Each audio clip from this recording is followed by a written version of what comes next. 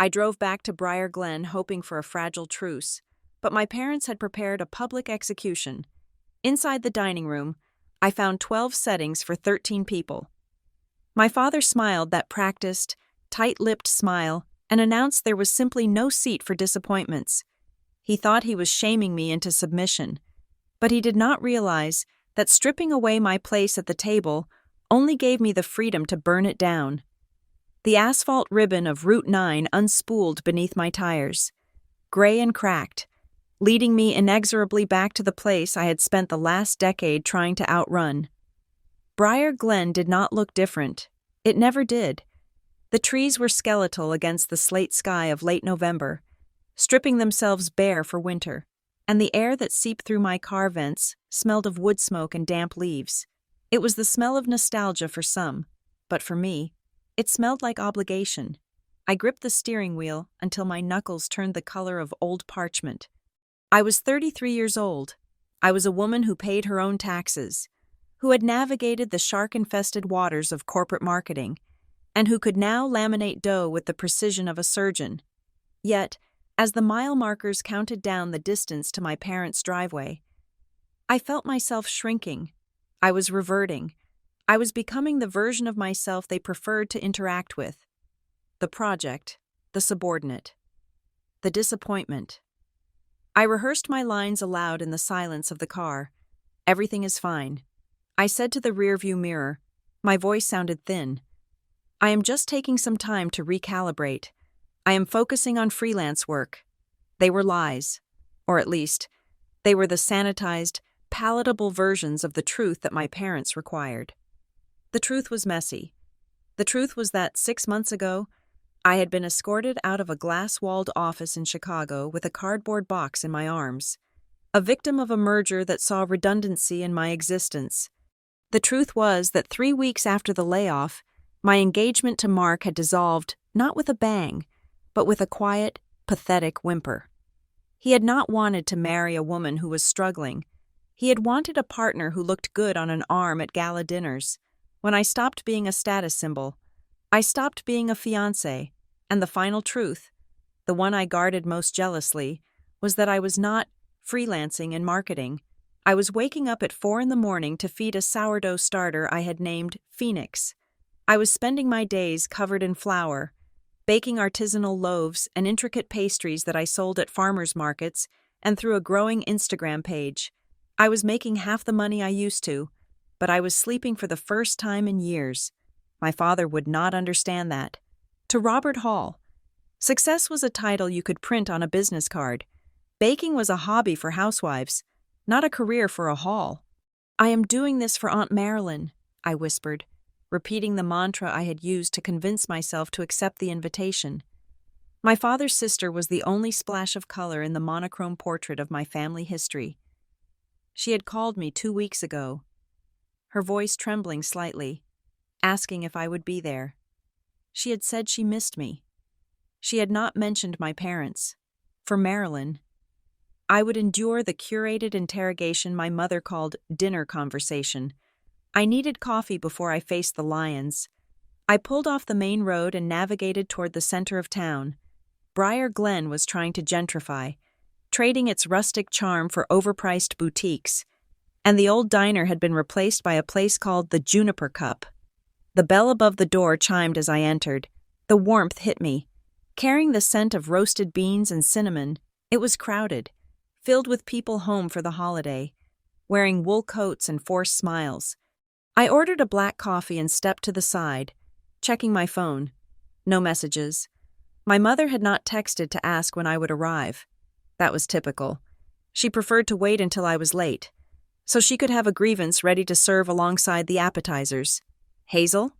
The voice came from my left. I turned to see a face from a past life, Becca Lewis.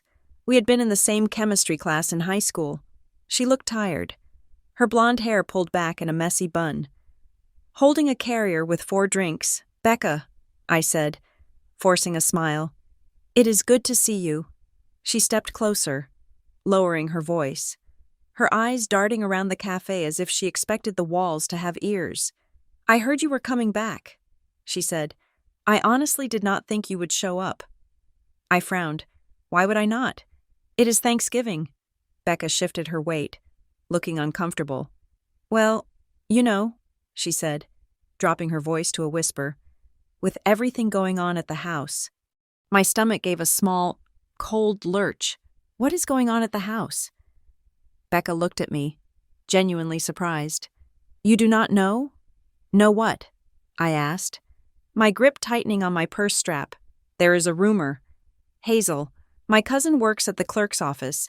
She said your dad has been coming in with lawyers. Not the local ones. Suits from the city. Lawyers? I repeated. My father did not sue people. He considered litigation distinctively lower class. He preferred quiet intimidation. Something about a sale, Becca said, leaning in.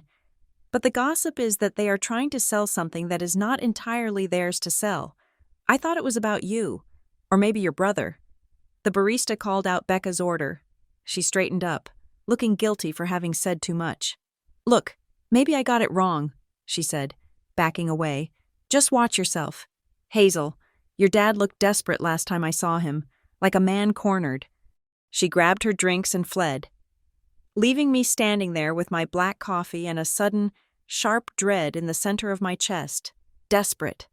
That was not a word that applied to Robert and Catherine Hall. They were composed. They were icy. They were impervious to the messy realities of need. But as I walked back to my car, the word echoed in my mind. Desperate men did dangerous things. The drive to the house took another 10 minutes. The house stood on a rise overlooking the valley, a sprawling colonial revival that my parents had spent 40 years perfecting. It was painted a pristine, blinding white.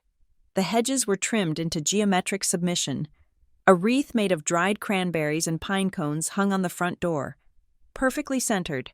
It looked like a photo in a magazine spread about the death of joy. I parked my sedan behind my father's pristine luxury SUV. My car was 5 years old, sensible and clean, but next to his, it looked like a breathless runner standing next to an Olympian. I took a deep breath, checked my reflection in the visor mirror to ensure my mascara hadn't run, and stepped out. The air here was colder than in town. Silence hung heavy over the property, a silence that felt enforced rather than peaceful. I let myself in. The front door was unlocked. Hello? I called out. The foyer was exactly as I remembered it. The marble floor gleamed, the grand staircase curved upward, the banister polished to a high shine. A vase of white lilies sat on the entry table, their scent cloying and funereal. I walked into the living room. It was empty, but the fire was lit. I scanned the room, looking for the changes Becca's words had primed me to see. On the surface, it was perfect. The velvet pillows were chopped in the middle just so. The family photos on the mantel were arranged by height. There was Grant, my older brother, graduating from business school, his smile winning and predatory. There was Grant again, cutting the ribbon at his startup. There was a photo of me, but it was from high school, before I had gained 10 pounds, before I had cut my hair, before I had failed to become who they wanted. I was frozen in time, an artifact of potential that had never been realized. But then I saw it, on the antique secretary desk in the corner. A place where my mother usually displayed her calligraphy pens. A heavy brass padlock had been installed on the main drawer. It was fresh. I could see the wood shavings on the carpet that the vacuum had missed.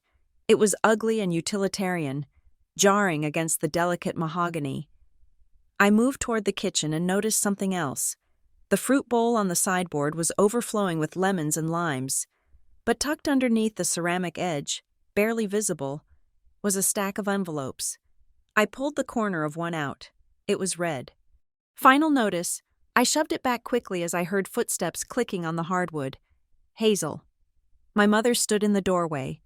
Catherine Hall was 60 years old and fought every single day of that age with Pilates, retinol, and sheer force of will. She wore a cashmere sweater the color of oatmeal and slacks that cost more than my mortgage payment. Her hair was a helmet of blonde highlights. Hello, Mother. I said. She did not hug me. She did not cross the room. She stood there and assessed me, her eyes raking over my outfit, a simple wool dress and boots, cataloging every loose thread and perceived failure.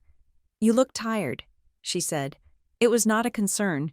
It was an accusation. "I had a long drive," I said, keeping my voice level. She sighed. A small, tragic sound. "Well, we are glad you made it.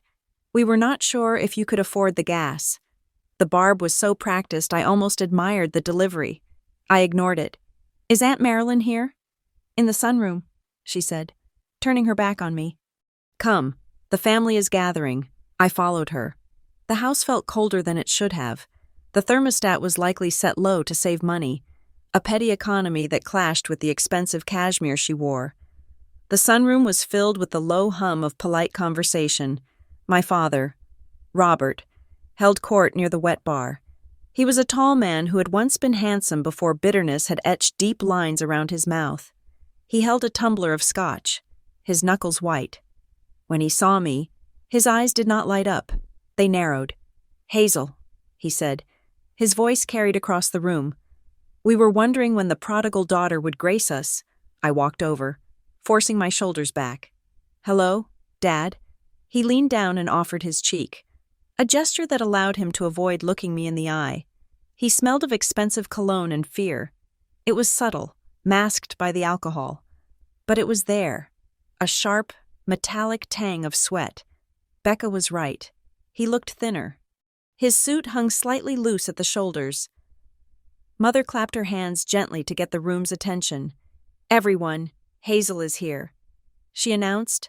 The tone she used was the same one a doctor might use to announce a difficult diagnosis. "Hazel is still figuring things out in the city, but she made time to join us." Figuring things out. The phrase hung in the air, stripping me of my career, my business, and my adulthood.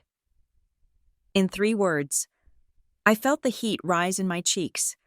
I saw Aunt Marilyn sitting on a floral love seat. She looked older than last year, her face softer, kinder. She gave me a small, secret wave. Beside her sat my cousin, Timothy.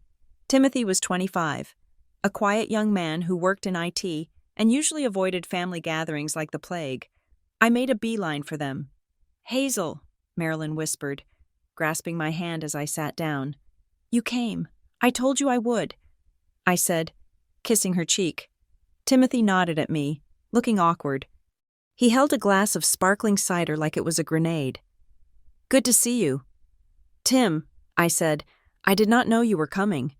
"Usually you go to your girlfriend's parents' place," he shrugged, casting a nervous glance toward my father. "Yeah, well," he said, "Uncle Robert called me yesterday. Said it was really important I come. Said they needed to fill out the table." I paused. "Fill out the table?" "Yeah," Timothy said. "Said they needed an even number, or something." It was weird. He was really intense about it. I looked at him. Timothy was not a beloved nephew. My father usually forgot his name. To invite him last minute just to balance the seating arrangement felt odd, even for Robert Hall. My parents were obsessed with aesthetics, but they usually prioritized prestige over symmetry. I looked around the room. There were only a few other relatives, a great-aunt who was sleeping in the corner, and a second cousin I barely knew. It was a small gathering. "Where is Grant?" I asked. "He is running late," my mother said, appearing at my elbow with a tray of hors d'oeuvres. "Important business. Investors. You know how it is. Or, well, perhaps you do not anymore." She smiled. It was a terrifying expression. It did not reach her eyes. It was a baring of teeth. "Dinner is in 10 minutes, she said. "Please, everyone, move to the dining room. We have a schedule to keep." I stood up, offering my arm to Aunt Marilyn. We walked slowly toward the formal dining room. The double doors were closed. My father stood before them, his hand on the brass handle. He looked like a ringmaster about to unveil a tiger. "Shall we?" he said. He threw the doors open. The dining room was a masterpiece of intimidation. The chandelier, crystal and massive, was dimmed to a golden glow. The long mahogany table was set with the good china, the Wedgwood pattern that I was forbidden to touch as a child. Heavy silver cutlery gleamed under the lights. Crystal goblets sparkled. I scanned the table. There were 6 chairs, One at the head for my father, one at the foot for my mother, 2 on the left, 2 on the right. I did the math instantly. My parents, me, Grant, Aunt Marilyn, Timothy, that was 6 people. But as I stepped closer, reading the calligraphy on the place cards, my blood ran cold. Robert, Catherine, Marilyn, Timothy, Grant, and on the 6th seat, the one directly across from where I usually sat, was a card that read, Carmen Pierce. Carmen Pierce was a woman my mother played bridge with. She was a wealthy widow who lived 3 towns over. She was not family. She was not even a close friend. I stopped walking. I scanned the table again. I looked for a side table, a kid's table, anything. There was no place card for Hazel Hall. I felt a physical blow to my chest, a thud of adrenaline that made my fingers tingle. The space where my chair should have been, between Aunt Marilyn and the empty spot for Grant, was vacant. It was not just empty, it was conspicuously clear. The rug was smooth, the gap was precise. The room went silent. The other guests shuffled in. Finding their names, Marilyn stopped, looking at the table, then at me, confusion clouding her face. Robert? Marilyn asked, her voice wavering. Where is Hazel sitting? My father walked to the head of the table. He rested his hands on the back of his chair, looking at me with a detached amusement. Ah, he said, yes, we had to make some adjustments. Adjustments? I asked. My voice sounded remarkably steady, though my knees felt like water. Space is limited. Hazel, my mother said from the other end of the room. She was adjusting a napkin, refusing to look at me, and Carmen is such a dear friend. She has been very supportive of us lately. We wanted to honor that. You invited a bridge partner instead of your daughter? I asked. My father chuckled. It was a dry, rasping sound. It is a meritocracy. Hazel, he said. You of all people should understand the consequences of performance. He looked around the room, making eye contact with Timothy, then Marilyn, ensuring he had an audience. No seat for disappointments, he said. He smiled. He waited. He expected the polite, uncomfortable laughter that usually followed his cruelties. The sound of people too afraid to challenge him, but nobody laughed. Timothy stared at his shoes. Marilyn looked horrified, her hand covering her mouth. The silence stretched, thick and suffocating. My father's smile faltered for a fraction of a second, then hardened. Well, he said, clapping his hands once. Sit down, everyone, sit down. I stood there, stranded on the Persian rug. The humiliation was a hot, liquid sensation rising up my neck. I wanted to turn around.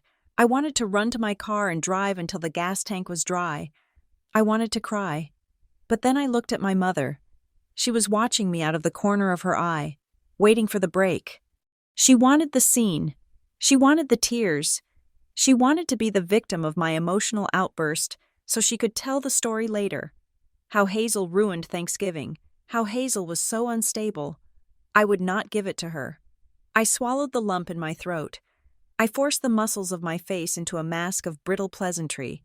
I see, I said. I turned to the corner of the room, where a stack of spare dining chairs usually sat. There was one left, a heavy wooden chair with a velvet seat. I walked over to it.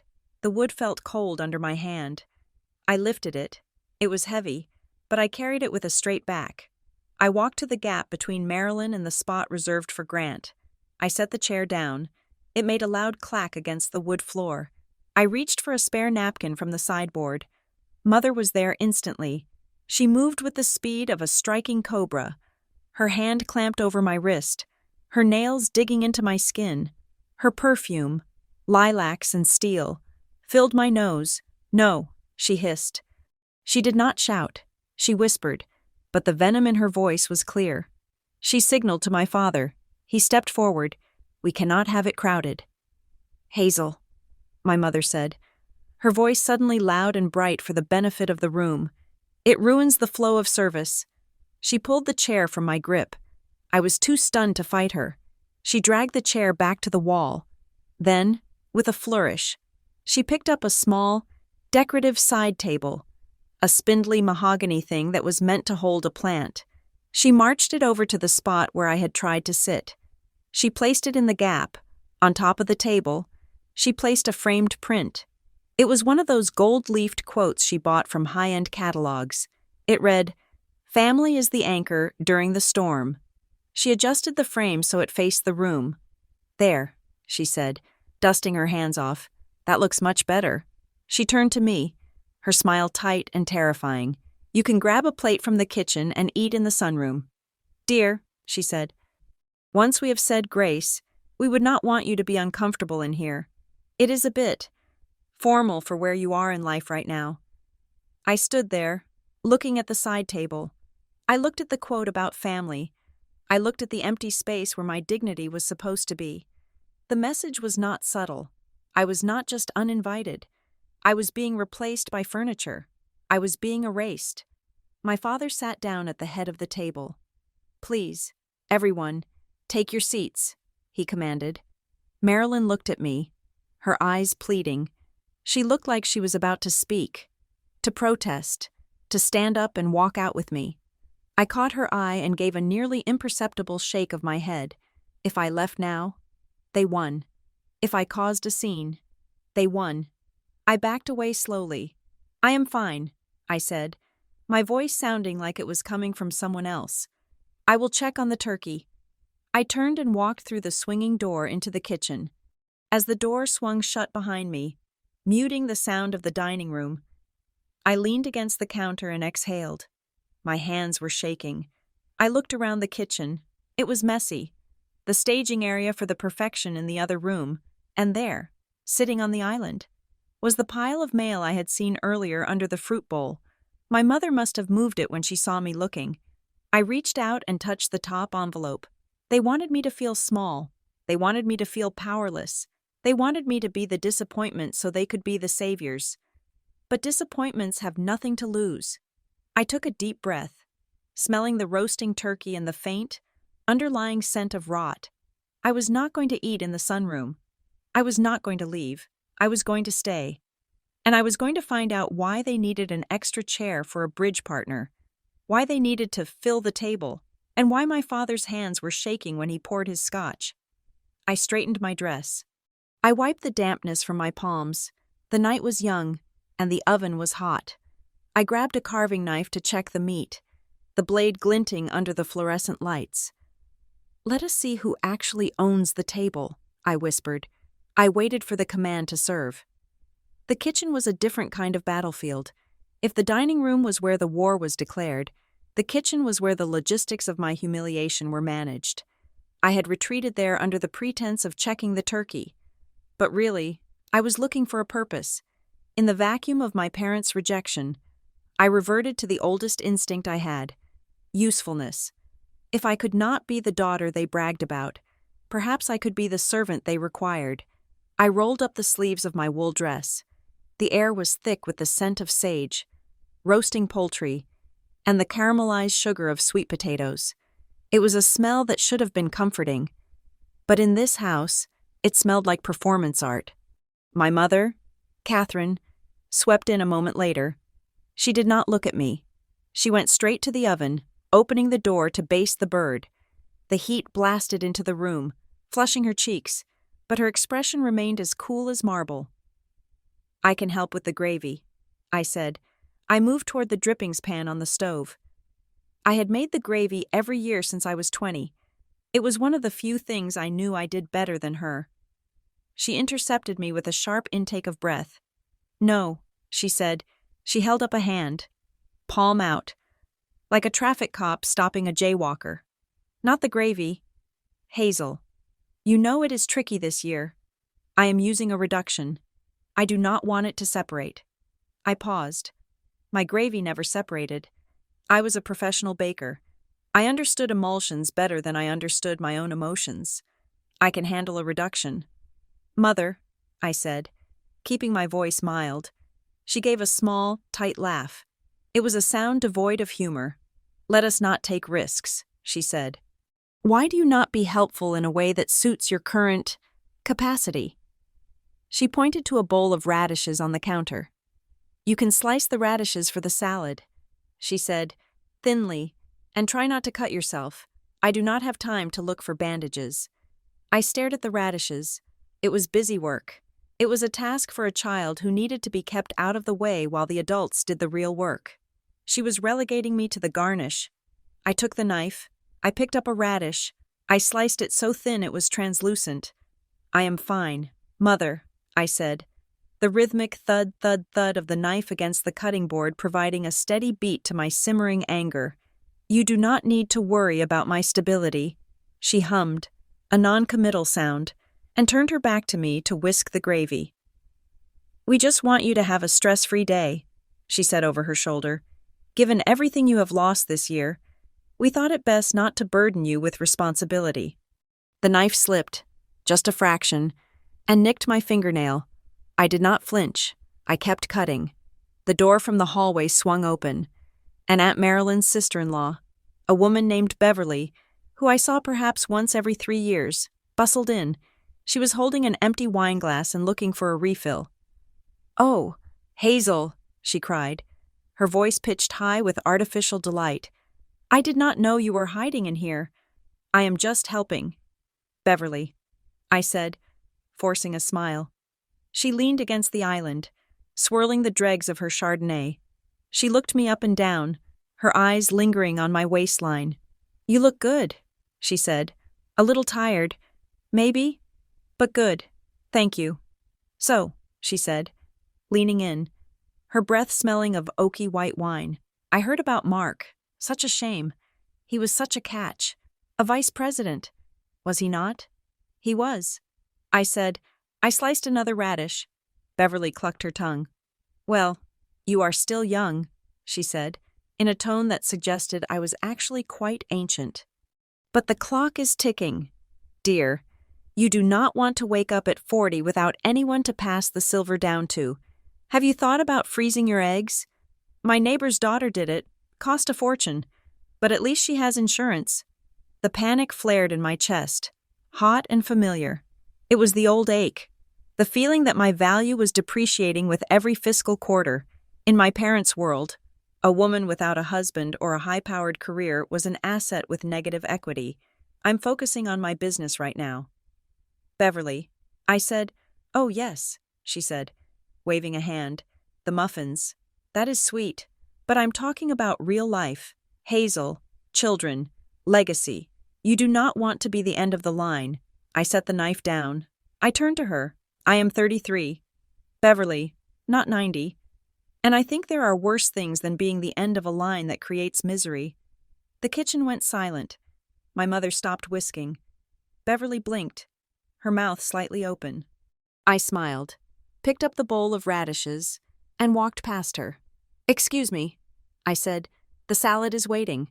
I pushed through the door into the dining room, my heart hammering against my ribs. I needed air. I needed to get away from the suffocating weight of their pity. I set the radishes down on the sideboard and slipped into the hallway that led to the back porch. I told myself I was checking the thermostat. As I passed the library, the heavy oak door was slightly ajar. I heard my father's voice. It was low, urgent, stripped of the performative boom he used in public. "We cannot wait until January." "Robert," my mother's voice hissed. The bank was clear. "Monday." I stopped. I pressed myself against the wall, holding my breath. "I know what they said." "Catherine?" My father snapped. "But if we push too hard tonight, she might balk. You saw her face when we took the chair. She is fragile, but she is stubborn. She has no leverage." "Robert," my mother replied, "she is destitute. She needs the money as much as we do. If we frame it as an investment in her future, she will sign. She always seeks approval. It is her fatal flaw." I froze. Monday. The bank. Sign. My mind raced. Becca's rumor at the coffee shop came flooding back. Selling something that is not entirely theirs. What did I have that they could possibly want? I was the disappointment. I was the one with the negative bank balance and the failed engagement. My father sighed. A heavy, ragged sound. "Just get through dinner," he said. "We make the announcement with dessert. Once Grant is here to back us up." She will fold. She never stands up to both of us at once. I heard footsteps moving toward the door. I scrambled backward, moving silently across the runner rug, and ducked into the powder room just as the library door opened. I cracked the door a sliver. My parents walked out. They were shoulder to shoulder, a united front of deception. As they entered the hallway light, they adjusted their faces. My father smoothed his brow. My mother lifted the corners of her mouth. They put on their masks. I waited until they turned the corner toward the dining room. Then I exhaled a breath I felt like I had been holding for 10 years. They were not just being cruel. They were plotting. I splashed cold water on my face, staring at my reflection in the mirror. The woman looking back at me was pale, her eyes wide, but beneath the fear, there was something else, curiosity. I dried my face and walked back to the dining room. The guests were seating themselves. The room was full of the scraping of chairs and the rustle of fabric. And there she was, Carmen Pierce. She was a nice woman. Carmen. She wore a blue silk blouse and pearls. She was standing by the chair, my chair, looking utterly bewildered. "Catherine?" Carmen asked, looking at my mother. "Are you sure this is right? I feel terrible taking a spot at the main table. I can sit in the sunroom with the cousins." My mother glided over to her, placing a hand on Carmen's shoulder. "Nonsense. Carmen," my mother said, "you are an honored guest. We want you right here." "But Hazel," Carmen started, looking around until she saw me standing by the sideboard. "Hazel prefers to stand." My father boomed from the head of the table. He was pouring wine, his hands steady now. "She has a bad back, too much time hunched over an oven." "I suppose," he laughed. A few people chuckled nervously. I did not have a bad back. I had run a half marathon 6 months ago. "It is fine." "Carmen," I said. My voice was calm. "Please, sit." Carmen looked at me, apology in her eyes, and sank into the chair. It was a physical blow to watch her settle into the space that had been mine for 3 decades. It was not just a seat, it was my place in the lineage, and they had given it to a bridge partner. My mother gestured to the side table she had set up, the one with the family quote. "Hazel, you can perch there if you get tired," she said, "or bring a stool from the kitchen." I remained standing. I would not sit at a children's table. I would stand like a sentinel.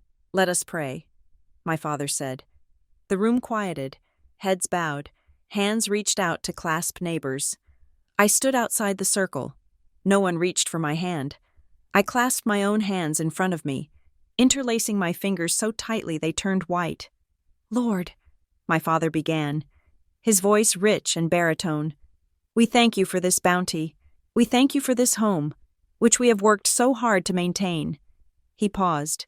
"We thank you for the family gathered here, for the loyalty of children who understand duty, and we ask for your guidance for those who have lost their way." I felt the air in the room shift. The prayer was not a blessing. It was a sermon directed at a congregation of one. "Give us the strength to make practical choices." He continued, "To recognize that love sometimes looks like correction. And let us be grateful for those who sacrifice their pride for the greater good of the legacy. Amen. Amen." The table murmured, as heads lifted. I caught my father's eye. He held my gaze for a second, a challenge burning in his pupils. "Do you understand?" he seemed to say. "You are the one who needs correction." The serving dishes began to circulate. The clatter of silver against china filled the silence. I moved to the sideboard to help serve the yams, trying to make myself invisible. "Hazel." It was a whisper. I turned. Aunt Marilyn was seated to my right, near the edge of the table. She had turned in her chair, pretending to reach for the butter dish. I stepped closer with the yams. "Would you like some, Aunt Marilyn?" I asked loudly. She reached out, ostensibly to take the bowl, but her hand brushed mine. I felt the sharp corner of a piece of paper press against my palm. "Take it," she breathed. I closed my fingers around the paper, sliding it up into my sleeve in one fluid motion.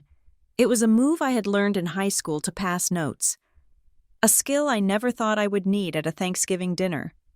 I moved back to the kitchen, my heart racing. I put the yams down on the counter and pulled the paper out. It was a torn corner of a napkin.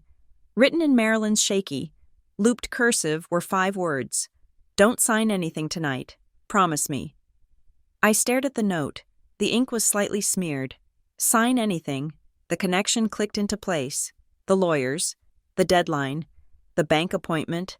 They wanted a signature. But for what? I owned nothing.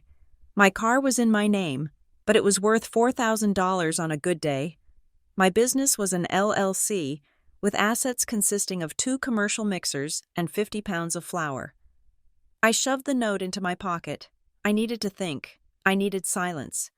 I walked to the back door again. "I am checking the recycling," I announced to the empty kitchen. I stepped out onto the back porch. The cold air hit me like a slap, sharp and cleansing. The sun had set, and the sky was a bruised purple. I leaned against the railing, taking deep gulps of oxygen. The house felt like a pressure cooker behind me. I looked down at the small wicker table my mother kept on the porch for mail deliveries. Usually, it was empty, but today, a single slip of paper had fallen between the table leg and the wall. It must have blown off the stack I saw earlier. I crouched down and picked it up. It was a delivery notification. UPS certified mail. It was addressed to Robert Hall. The sender block was stamped, Green Ridge Savings Bank. Loss Mitigation Department. Loss mitigation. That was banker speak for "you are in trouble." I turned the slip over. It was dated November 14th. 2 weeks ago, I stood up, my mind whirring. My parents were wealthy, or they projected wealth. They drove new cars. They vacationed in Martha's Vineyard. They belonged to the country club. But loss mitigation meant missed payments. It meant foreclosure warnings. I looked around the porch. There was a recycling bin tucked in the corner. I lifted the lid. Right on top, sitting on a pile of glossy catalogs, was a large manila envelope. It had been ripped open, then taped shut with clear Scotch tape, then ripped open again. I pulled it out. The return address was Green Ridge Savings Bank. I hesitated. Reading someone's mail was a federal crime. It was also a violation of the privacy I had been raised to worship. But they had stolen my seat. They were talking about my stability to strangers. I reached inside. The envelope was empty. I cursed softly. Of course, they would not leave the documents in the recycling.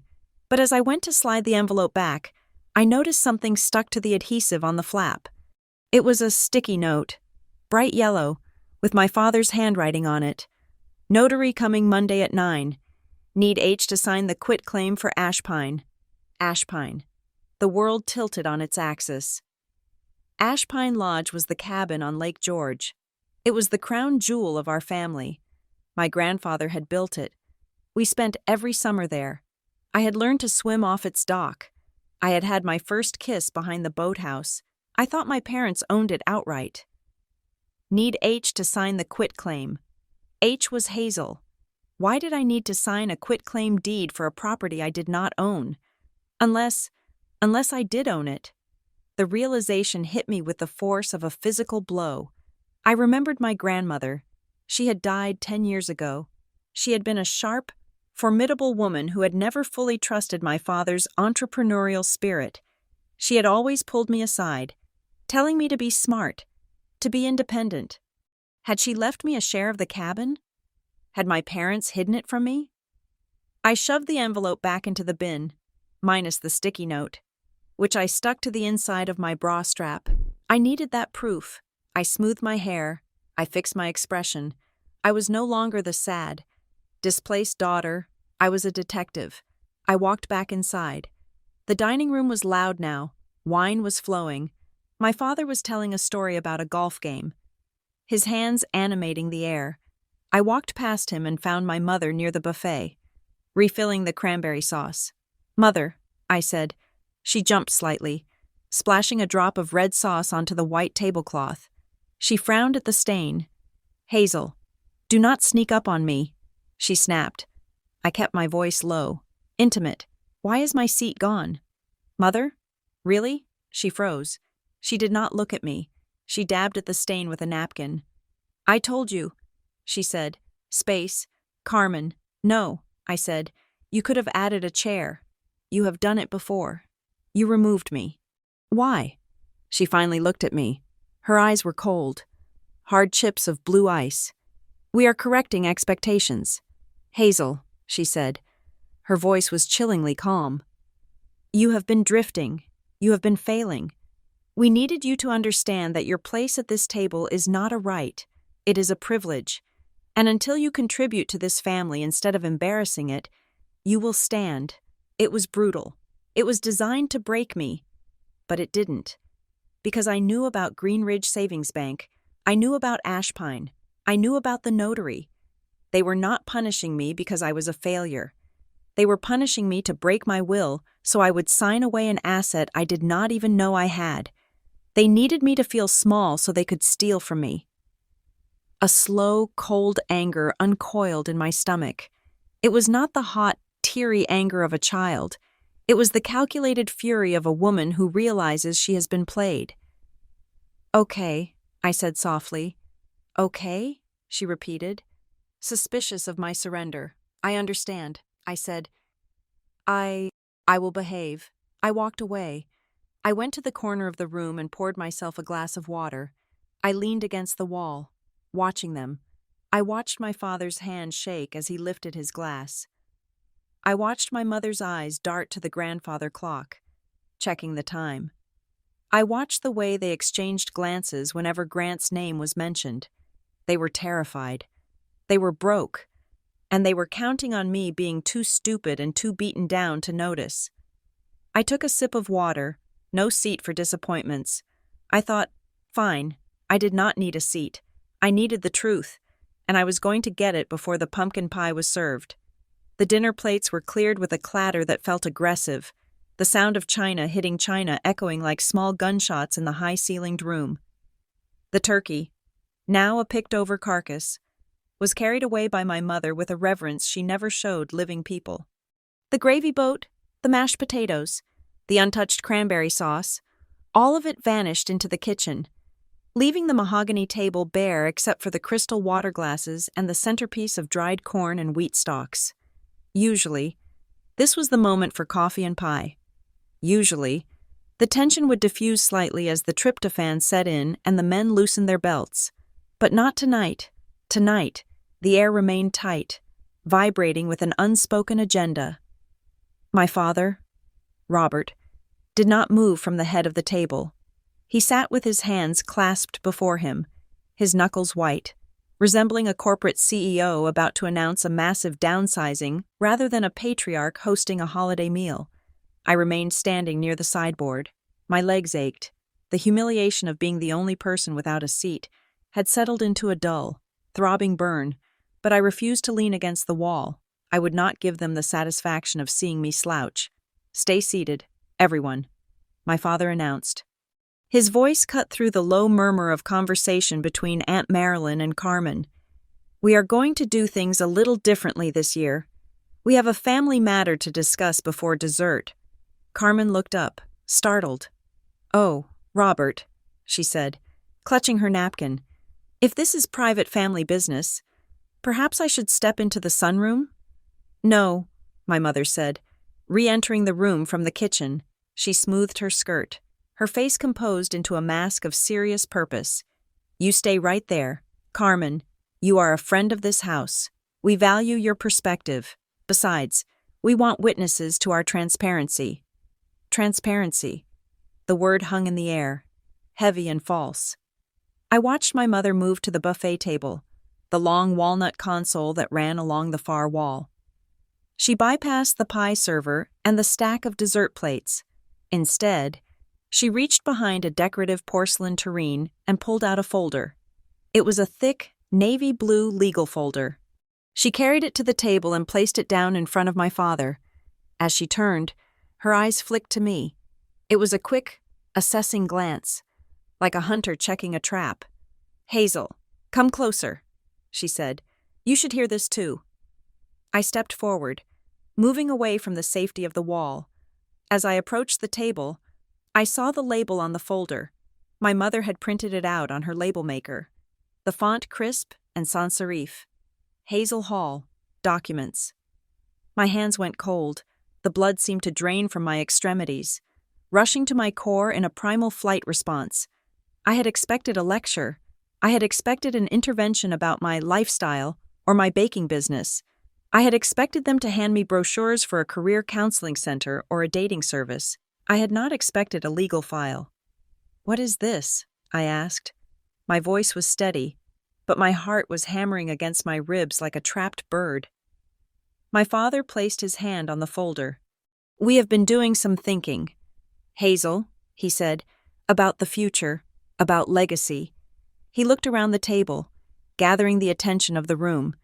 Timothy was staring at his phone in his lap, trying to disappear. Aunt Marilyn was watching me with wide, fearful eyes. Carmen looked confused but polite. "We are restructuring," my mother added, using a word that belonged in a boardroom, not a dining room. "We are looking at the family assets and trying to simplify things. For everyone's benefit, simplify." My father repeated. He opened the folder. Inside was a stack of papers, dense with text, clipped together with a heavy black binder clip. "We realize, Hazel, that you have had a difficult year," my father said. His tone was benevolent, dripping with a toxic pity. "The layoff, the broken engagement, and now this. Hobby you are trying to turn into a job. It is a business. Dad," I said, "I turned a profit last month." He waved his hand dismissively. "The point is, you are struggling," he said. "We see it. We worry about you, and we want to help you liquidate some assets that are dead weight, so you can have a fresh start." He slid the papers across the polished wood toward the empty space where my plate should have been, the space where Carmen sat. Carmen jumped slightly as the papers invaded her territory. "What assets?" I asked. "I own a 10-year-old car and a stand mixer. I have nothing to restructure." My mother smiled. It was the smile she used when she was explaining something simple to a slow child. "That is not entirely true, dear," she said. "There is the matter of Ashpine Lodge." The room went silent. Ashpine. The name summoned a rush of memories so vivid I could smell the pine needles in the lake water. The cabin on Lake George. It was a sprawling, rustic retreat that my grandfather had built in the 50s. It was where we spent every July. It was the only place I had ever felt truly at peace, but it belonged to them. "I do not understand," I said. "That is your house." "Well, technically," my father said, adjusting his cufflinks. "Technically, when your grandmother passed. The trust structure was complex." He cleared his throat. "She left the property in a split deed," he said, "to ensure it stayed in the family. We have been managing it. Of course, paying the taxes, handling the maintenance. You have never had to worry about a thing." He paused, looking at me with a gaze that dared me to contradict him. "But your name is on the title. Hazel, as a minority stakeholder." I stared at him. The floor seemed to tilt beneath my feet. "I own part of Ashpine?" I asked. "Since when?" "Since she died," my mother said quickly. 10 years ago. 10 years. I had been struggling to pay rent in Chicago for 3 years. I had eaten ramen noodles for dinner for months after the layoff. I had begged them for a small loan to buy my first commercial oven, and they had refused, telling me that handouts create dependency. And all that time, I owned a piece of $1 million lakefront property? "You never told me," I said. The shock was giving way to a cold, hard knot of betrayal. "We were protecting you," my father said smoothly. "You were young. You would have wanted to sell it, spend the money on foolish things. We kept it safe. But now," my mother interjected, leaning forward, "now, things are different." "Yes," my father said, "we are offering to buy you out." "Hazel, today," he tapped the paper, "we have drawn up a transfer of ownership," he said. "You sign your portion over to us, simplifying the estate so we can manage it better, and we will give you a check." He named a figure, $25,000. It sounded like a lot of money, to the old Hazel, the desperate Hazel. It would have sounded like salvation. It would cover my debts. It would buy new equipment. It would give me breathing room. But I looked at my father's face. I saw the sheen of sweat on his upper lip. I remembered the delivery slip from Greenridge Savings Bank. I remembered the note about the notary. Need H to sign. They were not buying me out to help me. They were buying me out because they needed to mortgage the property, and they could not do it with my name on the deed. And $25,000? For a stake in a property on Lake George? Even if I only owned 10%, it was worth 5 times that. They were trying to rob me. At Thanksgiving dinner. Why now? I asked. Why the urgency? Before my father could answer, the front door slammed open. A gust of cold wind rushed down the hallway, followed by the sound of heavy boots on the hardwood. Sorry. I am so sorry, a voice boomed. Grant. My brother swept into the dining room like a politician entering a rally. He was 35, handsome in a way that was becoming soft around the edges. He wore a designer coat that was unbuttoned, revealing a suit that cost more than my car. Grant Hall, the golden child. The startup founder, the visionary, the man who had burned through 3 rounds of venture capital and still drove a Porsche. He went straight to my mother and kissed her cheek. Traffic was a nightmare. Mom, he said, flashing that winning, boyish grin that had charmed investors and teachers for decades. And I had a call with Tokyo that ran long. You know how it is. Global markets do not sleep for turkey. He turned to my father and shook his hand firmly. Dad, good to see you. Then he turned to the table. He nodded at Aunt Marilyn. He winked at Carmen. And finally, he looked at me. Hazel, he cried, opening his arms. Look at you. Standing tall, he laughed at his own joke. He did not seem to notice, or care, that I was the only one standing. He did not ask why there was no chair for me. Grab a seat, son, my father said, gesturing to the empty chair next to the one I had tried to take earlier.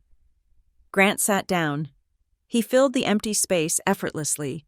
He belonged at the table. We were just discussing business, my father said, with Hazel. Grant's face shifted instantly. He put on a mask of serious concern.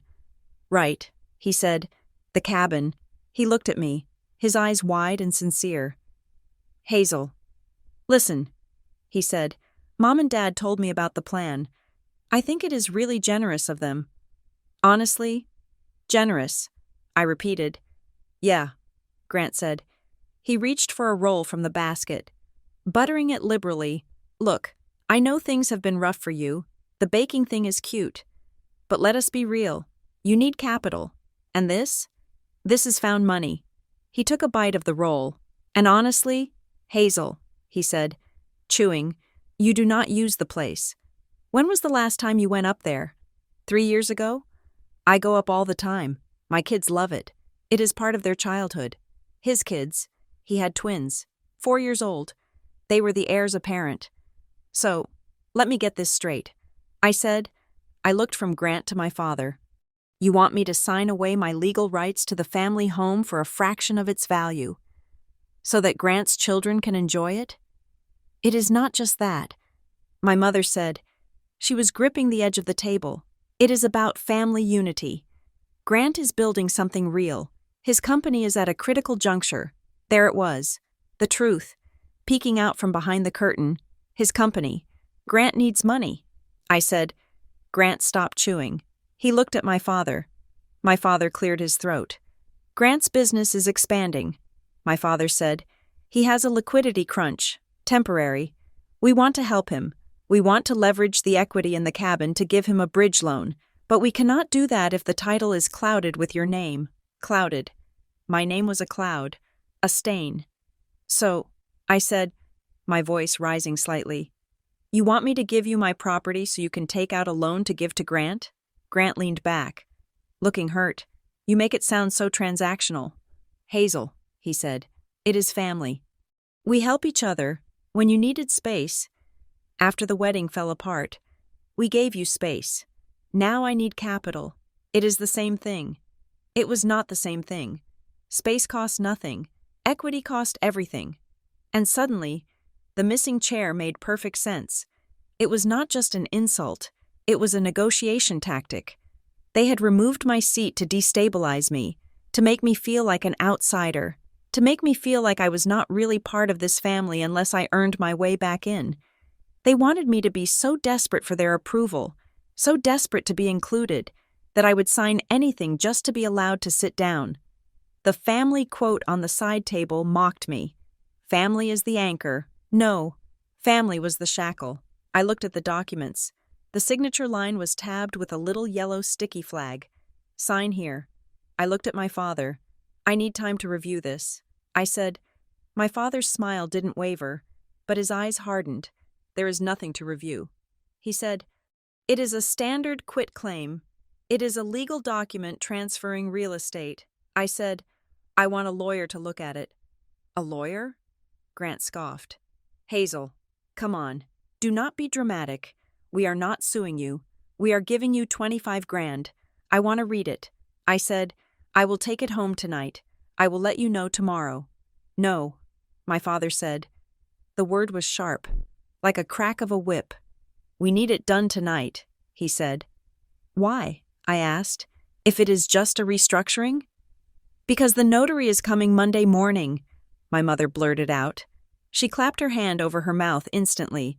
My father shot her a look of pure venom. Monday morning, I said. I remembered the note in the recycling bin. Notary coming Monday at 9.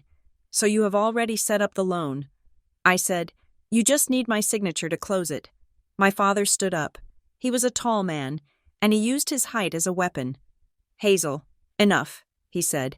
His voice was low and dangerous. You are being obstructionist. You are being selfish. Your brother has employees depending on him. We are trying to save this family's future, and you are worrying about the fine print? He pointed a finger at me. If you have nothing to hide, you can sign tonight. If you trust your family, you will sign. The room was suffocating. The air felt thin. Every eye was on me. Carmen looked terrified. Timothy was staring at his plate.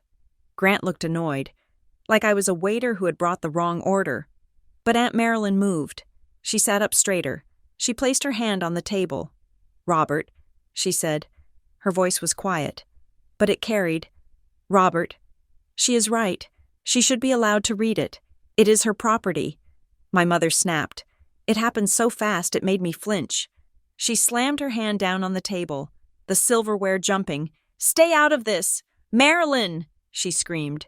It was a scream, not a raised voice. A scream. Her face was contorted, the mask of the perfect hostess shattering completely. Her eyes were wild. You do not know what is at stake, she yelled. We cannot wait. We do not have time for her little games. Silence crashed back into the room. My mother stood there, breathing hard, her chest heaving. She looked at me, and for the first time in my life, I saw her clearly. She was not just mean. She was not just controlling. She was terrified. Real fear. The kind of fear that keeps you awake at 3 a.m. The kind of fear that makes you dig through recycling bins and steal from your children. She looked at my father, her eyes pleading. Make her sign. Robert, she whispered. Please. My father looked at me.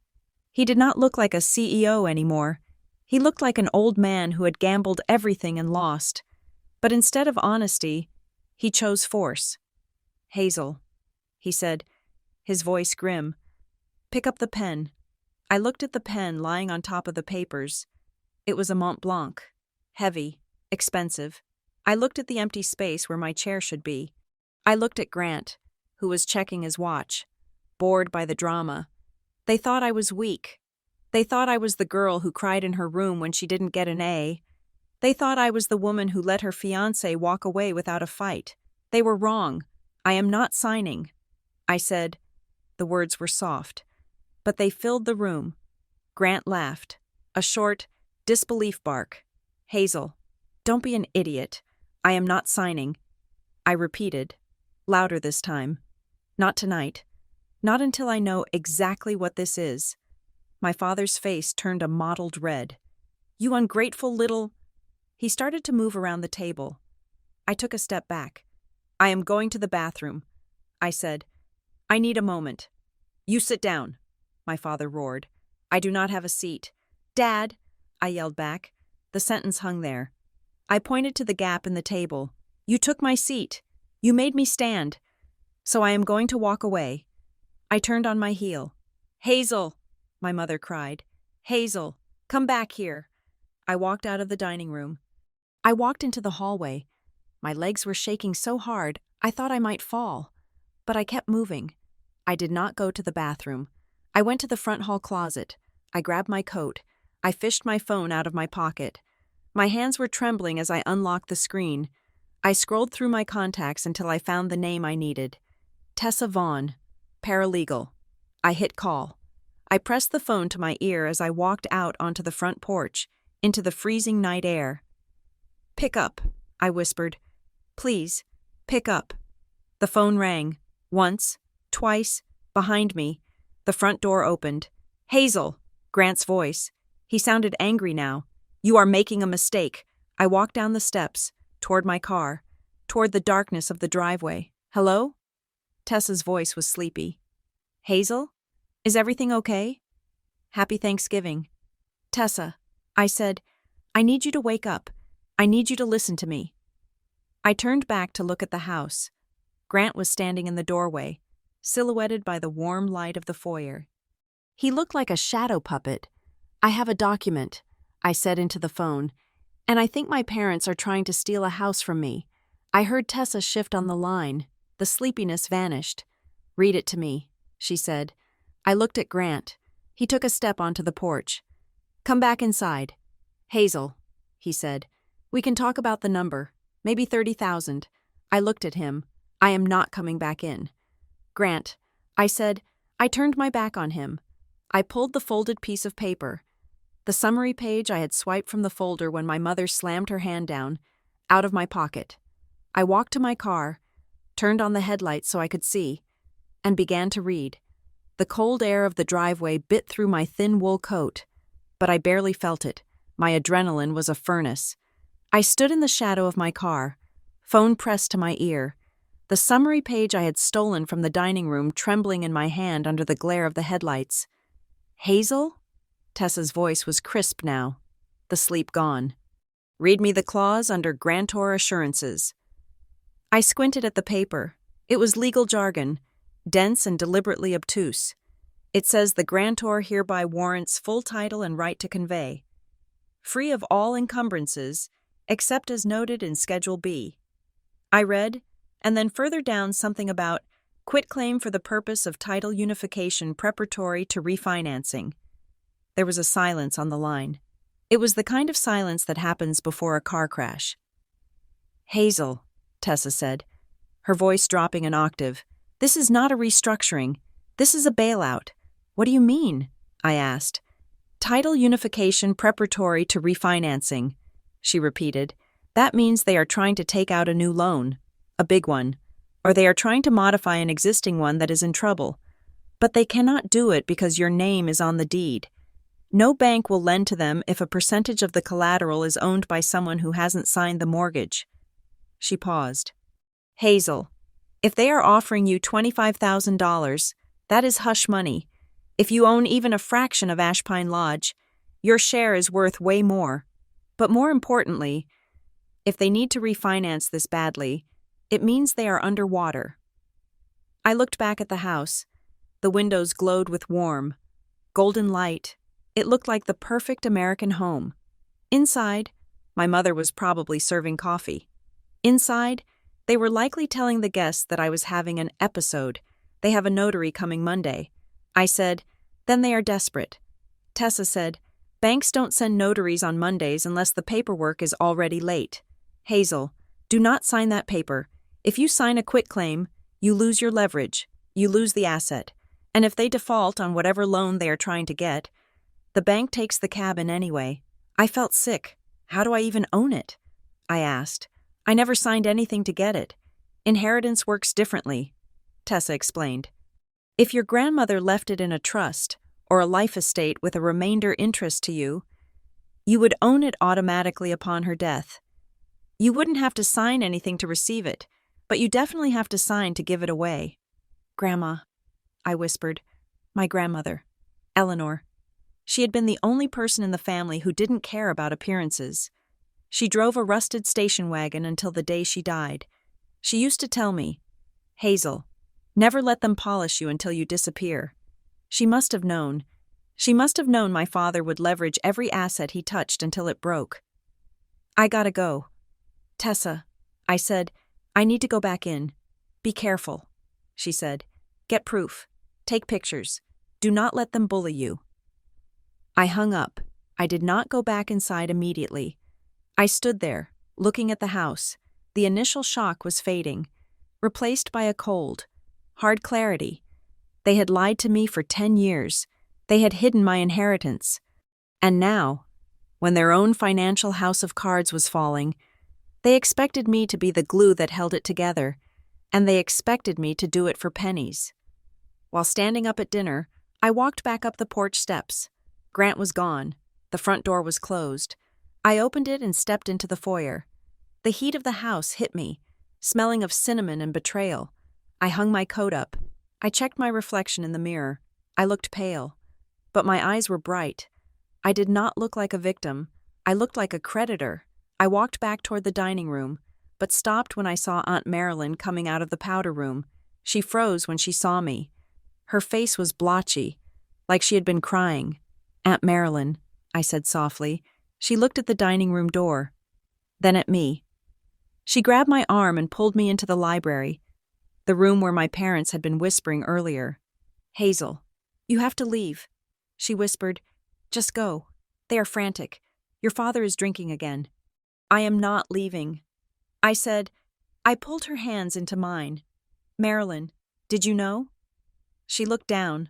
Her chin trembled. I suspected. She said, when Eleanor died, there was a fight, a big one. Your father and the executor. I heard shouting about a security clause. Your grandmother didn't trust Robert with the whole estate. She wanted to make sure there was something he couldn't touch, something for the grandkids. For me? I asked. For you and Grant, she said. But Grant? Well, Grant has always been Robert's son. He thinks money is something you play with. You were the steady one. Eleanor always said you were the steady one. Why didn't you tell me? I asked. The hurt was sharp. Marilyn started to cry. I tried, she said. Years ago, I tried to bring it up, but you were so busy with your career in the city, and then the engagement, and Robert told me that if I interfered, he would cut me off. You know I rely on the family trust for my supplements. Hazel, I was scared. I looked at her. She was a kind woman, but she was weak. My parents preyed on weakness. They collected it like trophies. It is okay. I said, I am not mad at you, but I need you to be strong now. I left her in the library and walked back into the dining room. The conversation stopped the moment I entered. It was almost comical. My father had a fork full of pie halfway to his mouth. Grant was leaning back, picking his teeth. My mother was pouring coffee, her hand freezing in midair. Hazel returned, Grant announced, clapping his hands slowly. The prodigal sister. Did you finish your tantrum? I ignored him. I walked to the sideboard. I poured myself a cup of coffee. I did not ask for permission. I turned to face them. I spoke to a lawyer. I said, my father dropped his fork. It clattered against the plate. You did what? He demanded. I called a friend. I said, she explained what a quitclaim is. She explained what title unification is. I took a sip of coffee. It was bitter. You are underwater, aren't you? I asked. My mother stood up. How dare you? She hissed. How dare you come into this house and speak about our finances in front of guests? Carmen looked like she wanted to melt into the floorboards. I am not speaking about your finances. Mother, I said, I am speaking about mine. Because apparently, I own a house I have never seen the deed for. I walked closer to the table. I stood directly behind the empty chair, the one Carmen was sitting in. I put my hands on the back of it, claiming the space even if I couldn't sit in it. You need to refinance, I said. You took out a home equity loan on the cabin, didn't you? Probably years ago, and now the term is up, or the rate is adjusting, and you can't pay it. But you can't refinance because the bank finally noticed that 10% of the house belongs to me. My father's face was purple. It is family business, he shouted. It is all the same pot. It is not the same pot, I yelled back. My voice cracked, but I didn't care. You have been treating me like I am a drain on this family, like I am a failure because I lost a job. Meanwhile, you have been secretly using my asset to fund your lifestyle. We used it to help Grant," my mother cried, and there it was, the justification. Grant looked down at his plate. I turned to him. "Grant," I said, "did you know?" He didn't look up. "Grant," I said sharply. He looked up. His eyes were defiant, but scared. "I signed my quitclaim in August," he said. The room seemed to spin. "August? 3 months ago. So you knew." I said, "You knew I owned a share. You knew they needed my signature, and you sat there tonight, eating turkey, watching them take away my chair, watching them humiliate me, knowing the whole time that I was the one holding the cards." Grant shrugged. "I needed the bridge loan. Hazel," he said, "Dad said if we got the refinance, he could float me 50 grand for payroll. My developers were going to walk. I have a product launch in January." He looked at me like I was being unreasonable. "It is just business." "Hayes," he said, "you are not using the equity. Why shouldn't I use it? You are baking bread. I am building a platform." It was so naked, so honest in its cruelty. My worth, to them, was zero. My baking was a joke. My life was a placeholder. Grant was the protagonist. I was just an extra who was refusing to read her lines. My mother stepped forward. She smoothed her skirt. She decided to try a different tactic. "Hazel," she said softly. Her voice was trembling. "Look, we are not asking for much. We are in a tight spot. Yes, the market turned. Yes, the adjustable rate killed us. If we do not refinance by Monday, the bank calls the loan." She reached out a hand. "You are barely afloat. Hazel," she said, "you are living in a studio apartment. You have no husband, no pension. Let us handle the grown-up assets. We will give you the 25,000. It is more money than you make in a year." It was a slap in the face disguised as a caress. "I make 40,000 a year," I said quietly, "and I have no debt." My mother rolled her eyes. "Peanuts," she said, "please. Hazel, do not destroy this family out of spite. Spite." I looked at the table. I looked at the family quote on the side table. They didn't remove the chair because they were out of space. They removed it to make me feel small, to make me feel like a child, because children do what they are told. Children sign papers they don't understand because mommy and daddy say so. They had removed my personhood, and if I signed that paper, I was agreeing with them. I was agreeing that I didn't matter. I looked at the folder on the table. "I am not signing," I said. My father slammed his fist on the table. The water glasses jumped. "You will sign," he roared. "You will sign or you are done. I will cut you off. You will never set foot in this house again." I looked at him. Really looked at him. He was a bully. He was a scared, broke bully. I am already cut off. "Dad," I said, "you took my seat. Remember?" I reached out and grabbed the folder. "Hey," Grant shouted. I pulled the documents out. I didn't try to run. I just held them. I pulled out my phone. "I'm going to take pictures of these." I said, "No!" My mother screamed. She lunged for me. I stepped back. "If you touch me," I said, my voice ice cold, "I will call the police, and I will tell them that I am a partial owner of this property and I am being physically threatened." My mother froze. She looked at my father. "Robert, do something!" she shrieked. My father stood there, panting. He looked at the phone in my hand. He looked at the guests. Carmen was weeping silently. He sat down heavily. "Let her," he said. His voice was defeated. "She won't understand them anyway." I snapped photos of every page. The flash of my camera was the only light in the room. Click, click, click. I photographed the deed description. I photographed the quitclaim. I photographed the loan modification request that was buried at the back. Then I put the papers back on the table. I also have the envelope from the recycling bin. I said, "The one from Greenridge Savings." My mother went white. "You went through our trash?" she whispered. "You are disgusting. I am thorough." I said, I looked at the landline phone on the sideboard. The little red light was blinking. A voicemail. I walked over to it. "What are you doing?" Grant asked. "Checking messages." I said. I hit play. The robotic voice filled the room. Message received. Today, 4:30 p.m. My father's voice came through the speaker. He must have pocket-dialed the house while he was out. Or maybe he was leaving a memo for himself. Damn it. Catherine. I don't care. If she doesn't sign, we forge it. I know her signature. We just need the notary to look the other way. I'll pay him extra. The room went dead silent. It was a recorded confession. My father looked like he had been shot. He stared at the phone. I hit save. I turned to them. Forgery. I said, my father put his head in his hands. I didn't mean it. He mumbled. I was venting. It sounded like a plan to me. I said, I looked at Grant. He looked sick. You were going to let them do it? I asked. I didn't know about that, Grant said, his voice high and panic-stricken. I swear, Hazel, I thought they were just going to pressure you. I looked at the three of them, my family, the people who were supposed to be my anchor.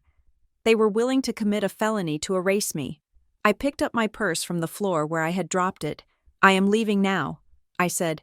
Hazel, wait, my mother said. She started to cry. Real tears this time. Ugly tears. Hazel, please. We lose the house on Monday. Everything. The cabin. This house. They will take it all. I looked at her. Then you should have asked me for help. I said. Instead of trying to steal from me, I turned to walk out. Hazel, Grant yelled. Don't walk away. We can fix this. I stopped at the doorway. I looked back at the empty space at the table. You can't fix what you don't respect, I said. I walked out of the dining room. I walked down the hall. I walked out the front door. I got into my car. My hands were steady now. I started the engine. I did not drive away immediately. I sat there for a moment, looking at the house. It was beautiful. It was a lie. I had the photos. I had the envelope. I had the voicemail. I had the leverage. And Monday was coming. I put the car in reverse and backed out of the driveway, leaving the perfectly manicured hedges and the moral rot in my rearview mirror. I sat in my idling car at the bottom of the driveway, the red taillights casting long, bloody streaks across the asphalt. My hands were gripping the steering wheel so tightly that my fingers had gone numb. The heater was blasting against my legs, but I felt a coldness that had nothing to do with the November temperature. I had the evidence. I had the photos on my phone. I had the voicemail. I had the torn envelope. I had everything I needed to drive away, call a lawyer on Monday morning, and burn their house of cards to the ground from a safe distance. But as I looked in the rear-view mirror, watching the golden glow of the house on the hill, I realized something. If I left now, I was still playing by their script. In their version of the story, the one they were currently telling the guests inside, I was the unstable daughter who had a meltdown because she wasn't sitting at the main table. I was the failure who couldn't handle adult conversations. I was the villain who ruined Thanksgiving. If I drove away, I confirmed that narrative. They would sigh, shake their heads, and tell Carmen and Aunt Marilyn that poor Hazel just wasn't right in the head. And then, they would probably forge my signature anyway, banking on the fact that I wouldn't have the stomach to sue my own parents once the deed was done. I shifted the gear stick back into park. I turned off the engine. Silence rushed back into the car, heavy and suffocating. I was not going to run. I was not going to let them finish the dinner while I cried on the highway. I was going to go back in there, and I was going to make them say it to my face. I opened the car door. The gravel crunched loudly under my boots as I walked back up the driveway. It sounded like the ticking of a clock. I pushed open the front door. The house was quiet. They must have thought I was gone. I walked down the hallway, my footsteps muffled by the runner. I could hear Grant's voice from the dining room. She has always been dramatic, he was saying, his mouth full. I remember when she didn't get into Yale. She locked herself in her room for 2 days. This is just her process. I stepped into the doorway. Actually, Grant, I said, my voice clear and terrifyingly calm. I didn't get into Yale because Dad spent my tuition fund on a country club membership. The room froze. Grant choked on his wine. My father turned in his chair, his face losing the flush of relief it had just gained. My mother looked like she was seeing a ghost. "Hazel," my mother whispered, "I thought you left. I forgot something." I said, "I walked into the room. I did not go to the corner. I did not stand by the wall. I walked right up to the table, standing directly behind the empty space where my chair should have been. I placed my hands on the white tablecloth, leaning forward slightly. I forgot to ask a few questions. I said, my father recovered first. He was a master of the pivot. He set his wine glass down, forcing a chuckle that sounded like dry leaves scraping together. "Hazel, really," he said, "we are trying to have a pleasant evening. If you are here to apologize, take a seat in the sunroom and we will discuss it later." "I am not here to apologize." "Robert," I said. I called him Robert. I hadn't called him Dad since I walked out the door 5 minutes ago. "And I am not going to the sunroom." I looked at Carmen.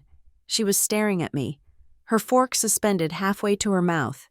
"Carmen," I said gently, "I am sorry for the theater. But since you are sitting in my seat, you are unfortunately part of the jury." I turned my gaze to my father. "Why does the bank think I live here?" I asked. My father blinked. "Excuse me?" I held up the certified envelope I had retrieved from the recycling bin. I placed it in the center of the table, right next to the gravy boat. The red stamp, "Loss Mitigation," seemed to vibrate against the white linen. "This envelope," I said, "it is addressed to you, but it references a home equity line of credit that lists me as a co-borrower. I never signed for a line of credit. So why does Green Ridge Savings Bank think I am liable for a loan on this house?" My father reached for his water glass. His hand was shaking so badly that the water sloshed over the rim. Staining the tablecloth, he put it down quickly, trying to hide the tremor. "It is a clerical error," he said. His voice was tight. "Banks make mistakes all the time. Hazel, you know that. A clerical error," I repeated. "That is interesting, because I just checked the county clerk's online records in the car. It shows a mortgage modification recorded 4 years ago. It lists 3 signatories, Robert Hall, Catherine Hall, and Hazel Hall." I looked at my mother. I was living in Chicago 4 years ago. I said, "I was not even in the state on the date that document was signed. Who signed my name, Mother?" My mother looked away. She picked up her napkin and dabbed at her lips, though they were perfectly dry. "You are confused. Hazel," she said. Her voice was shrill. "You are upset about the chair, and you are conflating things. We would never sign your name." "Then why did you open this envelope?" I asked. I pointed to the torn flap. "It is a federal crime to open mail addressed to another person." I said, "But technically, this is addressed to Robert, yet it contains sensitive information about a co-borrower." "Me?" "You opened it. You saw that the bank is demanding immediate repayment or they will foreclose. And you realized you couldn't refinance without me because the bank finally flagged the original signature as irregular." I paused. "That is why the notary is coming, isn't it? The bank is demanding a ratification. They want me to verify that I signed the original loan, and if I don't, they call the note due." The silence in the room was absolute. Even the candles seemed to stop flickering. Grant stood up. He threw his napkin onto his plate. "Okay, that is enough," he shouted. He glared at me, his face twisting into a sneer. "You are acting like a lunatic. Hazel, do you hear yourself? Forgery? Foreclosure? You are projecting. You are the one who is broke. You are the one who got fired. You are trying to drag everyone down to your level because you can't stand that we are successful." He looked around the table. "Seeking allies. She has been off since the layoff," he said to Carmen, dropping his voice to a conspiratorial whisper. "Depression, anxiety. We have been trying to get her help, but she refuses. She makes up these stories to feel important." It was a good performance. Grant had always been the salesman of the family. He could sell ice to a polar bear, and he could sell the idea of my insanity to a room full of relatives who wanted to believe that everything was fine. I looked at Aunt Marilyn. She was sitting very still, her hands clasped in her lap. She was looking at the envelope on the table. "Aunt Marilyn," I said softly, She looked up. Her eyes were wet. Grant says I am making this up, I said. He says I am imagining that I own a part of Ashpine Lodge. He says I am imagining that there is a trust. I walked around the table until I was standing right next to her. Tell them, Marilyn, I said. Hazel, please, my mother hissed. Leave her out of this. Tell them about Grandma, I said, ignoring my mother. Tell them why she changed her will 6 months before she died. Marilyn took a deep breath. She looked at her brother, Robert. He was glaring at her, his eyes wide with a silent threat. Don't you dare! His expression screamed. But Marilyn looked at me. She looked at the niece who had driven 3 hours to see her. The niece who remembered her birthday when her own brother forgot. She cleared her throat. Eleanor was worried. Marilyn said, her voice was trembling. Barely a whisper. Speak up. Marilyn, I said gently. She was worried about Robert's gambling. Marilyn said, louder this time. My father slammed his hand on the table. Marilyn, that is a lie. It is not a lie. Robert, Marilyn cried out, her voice cracking. She stood up, her chair scraping backward. She found a sudden, desperate courage. She told me you had drained the investment accounts. She told me you were leveraging everything to pay for those trips, and the horses. She turned to the table, addressing the stunned guests. She didn't trust him with the cabin. Marilyn said, Ashpine was her favorite place. She wanted to make sure it stayed in the family, so she created a bypass trust. She left 40% of the interest directly to the grandchildren, 20% to Grant, 20% to Hazel. She looked at me, tears spilling over her cheeks. She made you a trustee, Hazel, she said, because she said you were the only one who knew the value of $1. She said you were steady. My mother let out a sob. It was a sharp, wounded sound. She was senile, my mother cried. She didn't know what she was doing. We had to fix it. Fix it? I asked. By hiding the will? By forging my signature on a transfer deed? I turned back to my father. He was not shouting anymore. He was deflated. He slumped in his chair, looking suddenly very old. The bluster was gone, replaced by the cornered look of a man who has run out of road. He looked at Carmen. He looked at Timothy. He saw the judgment in their eyes. He saw the disgust. He decided to play his final card. The pity card. Hazel, he said. His voice was low, raspy. He stood up slowly, leaning heavily on the table. You are right, he said. The admission hung in the air. We did hide it, he said, but not for the reasons you think. He looked at me with sad, watery eyes. We did it to protect you, he said. You were 23. You were idealistic. You would have sold your share. You would have given the money away. We wanted to build something for you, a legacy. He gestured to the room, to the crystal, to the house. Everything we did for this family. He said, to keep this life for you, and yes, we hit a rough patch. The markets changed. Grant needed help. We borrowed against the cabin because we thought we could pay it back before anyone knew. He paused for effect. We were trying to save you from the burden of worry. Hazel. He reached out a hand across the table. I forgive you, he said. I stared at him. You forgive me? I asked. I forgive you for this outburst, he said, nodding magnanimously. I forgive you for embarrassing us. I know you are under a lot of stress. You are confused. You do not understand high finance. He smiled, a benevolent, tragic smile. So here is what we are going to do, he said. You are going to sign the paper. We are going to fix this mess with the bank, and I am going to write you a check for $30,000. Not 25, 30, because I love you, and because I want you to have a fresh start. He looked around the room, waiting for applause, waiting for everyone to nod and say, oh, what a good father, what a generous man. Grant nodded vigorously. See, Hazel, 30 grand. Take it. Dad is being a saint. I felt a cold laughter bubbling up in my chest. It was the most absurd thing I had ever heard. I pulled my phone out of my pocket again. I unlocked it. I am not confused. Dad, I said. I looked at the screen. On November 14th, 2021, a withdrawal of $50,000 was made from the Ashpine maintenance account. I read aloud. It was paid to GH Ventures. That is Grant's shell company. Grant's mouth dropped open. On February 2nd, 2022, a home equity line was drawn down by $120,000. I continued. The funds were used to purchase a Porsche Cayenne, registered to Robert Hall. My father flinched. On July 10th of this year, I said, looking up, the property taxes on Ashpine went into default. You haven't paid them in 2 years. The county has a lien.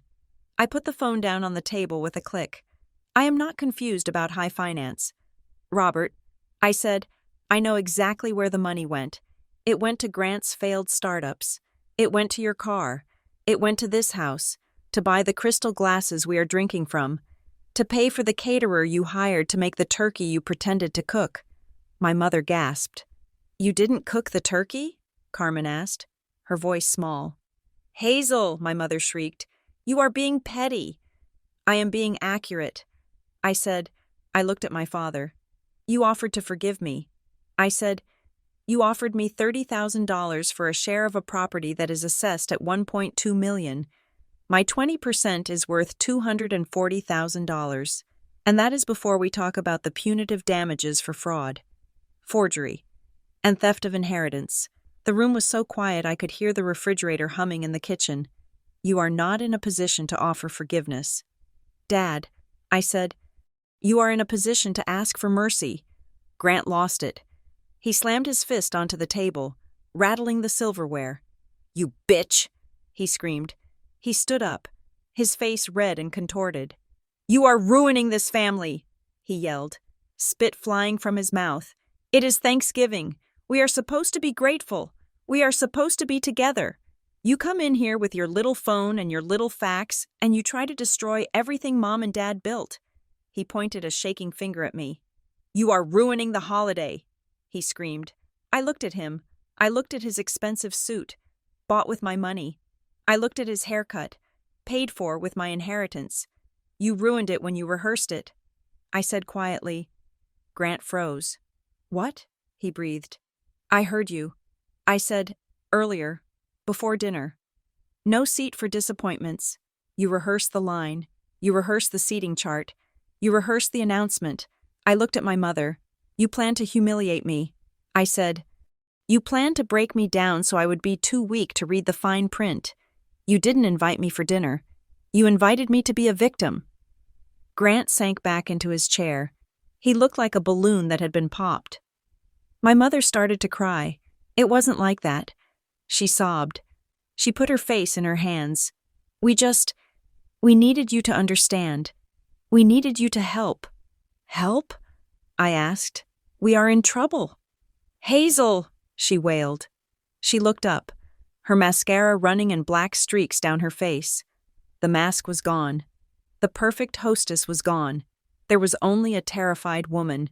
The bank is going to take the house, she cried. They are going to take everything. If we don't get the refinance on Monday, they will foreclose on Ashpine. And the deficiency judgment will take this house too. We will be on the street. She looked at me, her eyes pleading. We are old. Hazel, she said, we can't start over. Grant has the twins. They need stability. She reached out across the table, her hand trembling. Please, she said, just sign the paper. We will pay you back. I swear. Once the loan goes through, we will pay you back every cent. It was the pivot, the final maneuver. When intimidation failed, when gaslighting failed, when bribery failed, they used guilt. They weaponized their own incompetence and laid it at my feet. My father looked at me. He wasn't angry anymore. He was pathetic. Hazel, he said softly, we are your parents. You wouldn't let us lose our home, would you? The question hung in the air. It was a trap. If I said no, I was the monster who evicted her elderly parents. If I said yes, I was the fool who let them rob her again. I looked at the empty space where my chair should be. I looked at the family as the anchor sign. They had removed my seat to teach me a lesson about where I belonged, and they had succeeded. I learned that I didn't belong at a table where I was on the menu. I looked at my mother, weeping. I looked at my father, begging. I took a deep breath. I am not going to sign, I said. My mother let out a high, keen wail. But, I said. They both looked up, hope flaring in their eyes. I am not going to let you end up on the street, I said, because unlike you, I actually care about what happens to this family. I reached into my purse. I pulled out a business card. I placed it on the table. Who is that? Grant asked. That is a real estate attorney, I said. I looked at my father. Here is what is going to happen, I said. On Monday morning, you are not going to meet the notary. You are going to meet this lawyer, and you are going to confess to the bank that there was an error in the original filing. They will call the loan, my father cried. Yes, I said. And then, we are going to sell Ashpine Lodge. No, my mother cried. We can't sell it. It is the legacy. It is already gone. Mother, I said brutally. You spent the legacy on cars and country clubs. The only thing left is the equity. I leaned forward. We sell the cabin. I said, we pay off the bank. We pay off the liens. And whatever is left, I take my 20% off the top, plus interest. And us? Grant asked. What about us? I looked at my brother. You get jobs. I said. Grant recoiled, as if I had slapped him. And as for this house, I said to my parents, you downsize. You sell it before the bank takes it. You buy a condo. You live within your means. You can't tell us what to do. My father sputtered. I am your father. I am the creditor. Robert, I said, and creditors dictate the terms. I picked up the folder of documents. I picked up the bank envelope. You have until 9 o'clock Monday morning to call that number. I said, if you don't, I go to the district attorney with the photos and the voicemail. And then we are not talking about bankruptcy. We are talking about prison. My father went pale. He knew I wasn't bluffing. He saw the steel in my spine that he had put there, unwittingly, by making me fight for every scrap of affection my entire life. I stepped back from the table. Enjoy the dessert, I said. I heard the pie was store-bought anyway. I turned around. Hazel, Aunt Marilyn called out. I stopped. I am coming with you, she said. She stood up. She grabbed her purse. She looked at her brother one last time. Shame on you. Robert, she said. She walked over to me. She took my arm. Timothy stood up too. I think I will head out, too, he mumbled. He looked at his uncle. Thanks. He practically ran for the door. Carmen stood up. I really must be going, she said, her voice shaking. Catherine, I hope everything works out. She grabbed her coat and fled. Within 30 seconds, the dining room was empty, save for my parents and Grant. They sat at their long, beautifully set table, surrounded by the wreckage of their lies. I walked to the front door with Aunt Marilyn. I helped her into her coat. You did good. Hazel, she whispered. Eleanor would have been proud. I opened the door. The night air was crisp and clean. I looked back one last time. I could see them through the archway. My father was pouring a drink, his hand shaking uncontrollably. My mother was staring at the wall. Grant was texting, probably trying to spin the story to someone. Anyone who would listen. I walked out to my car. I didn't feel happy. Revenge isn't sweet. It is heavy.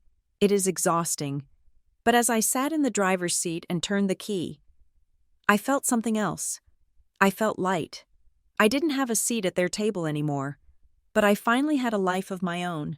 I sat in the driver's seat, the engine idling, the heat blasting against my frozen knees. Beside me, Aunt Marilyn was dabbing her eyes with a tissue, murmuring about how she should have spoken up sooner, how she should have protected me from the wolves in cashmere clothing that were my parents. I looked at the dashboard clock. It was 8 o'clock. The night was still young, but it felt like I had lived a lifetime since I pulled into the driveway. I put my hand on the gear shift, ready to drive away, ready to leave them to their misery and their impending Monday morning doom. I had given them an ultimatum. I had given them a path to salvation. All they had to do was confess to a lawyer and sell the cabin.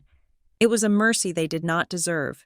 But I was still their daughter, and the habit of saving them was a hard one to break. But then I looked up at the house, through the large bay window of the dining room. I could see them. They had not moved. My father was pouring another drink, his gestures animated, angry. My mother was nodding, her face set in that familiar mask of victimhood. Grant was pacing, waving his arms. They were already rewriting the history of the last hour. They were cementing the narrative. Hazel is crazy. Hazel is ungrateful. Hazel tried to ruin Thanksgiving, but we survived her. I realized then that if I drove away, nothing would change. They would lie to the lawyer on Monday. They would try to forge my signature on Tuesday. They would spend the rest of their lives blaming me for their downfall, and I would spend the rest of mine waiting for an apology that would never come. I stared at the empty space in the window, the gap between the people where my chair should have been, and it hit me with the force of a revelation. I had spent 33 years trying to earn a seat at that table. I had twisted myself into pretzels to fit their mold. I had gotten the degrees they wanted, dated the men they approved of, worn the clothes they liked. I had baked their bread and kept their secrets. I had stood in the corner while they gave my seat to a stranger. I had been trying to earn a seat. But they kept moving the table. It was never about the chair. It was about the control. As long as I was begging for a place, they owned me. I turned off the ignition. "Hazel?" Aunt Marilyn asked, her voice alarmed. "What are you doing?" "I am finishing it," I said. I opened the car door. "Stay here." "Marilyn," I said, "keep the heat on." I walked back up the driveway. The gravel crunched under my boots. Louder this time. Like the approach of an army. I did not feel the cold. I felt a strange, white-hot clarity. I pushed the front door open. I did not close it behind me. I wanted the cold air to follow me in. I walked back to the dining room. They looked up as I entered. The conversation died instantly. My father froze with his glass halfway to his mouth. My mother let out a small, strangled gasp. "You came back," my mother said. Hope flared in her eyes. Not hope for reconciliation, but hope that I had broken, that I had come back to submit. I walked to the table. I did not shout. I did not stand tall and aggressive. I stood with my hands in my coat pockets, looking at them like they were strangers I had met at a bus stop. "I want one thing," I said. My father set his glass down. He puffed out his chest, sensing a negotiation. "We knew you would be reasonable." "Hazel," he said, his voice regaining its pompous edge. "We are family. After all, sit down. We can pull up a chair from the kitchen." "I do not want a chair," I said. I looked at him. I looked at my mother. I looked at Grant. "I want honesty," I said. Grant rolled his eyes. "Oh, God. Here we go again." I ignored him. "I want you to look me in the eye," I said to my father, "and tell me the truth.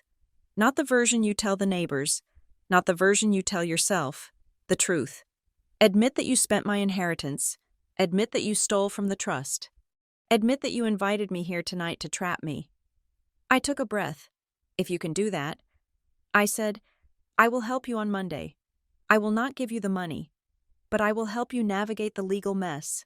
I will help you pack the boxes when you downsize. I will be your daughter." It was a narrow path.